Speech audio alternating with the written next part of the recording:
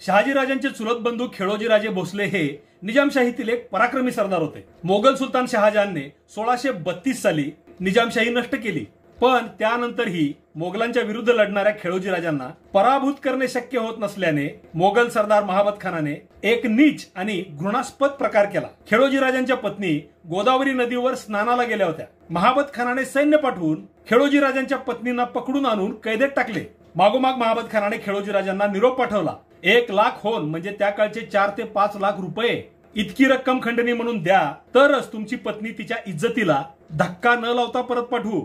रक्कम दिली नाही तर तुमच्या पत्नीला भ्रष्ट केले जाईल, असा याचा स्पष्ट अर्थ होता। खेळोजीराजांना या प्रकाराने धक्का बसला, पण पैशापेक्षा स्वतःची आणि घराण्याची इज्जत श्रेष्ठ मानणाऱ्या खेळोजीराजांनी 1 लाख होन महाबत खानाकडे पाठवून आपल्या पत्नीची सुखरूप सुटका करून घेतली। पण यानंतर सुद्धा मोगलांच्यावर हल्ले करण्याचे सत्र खेळोजीराजांनी चालूच ठेवले।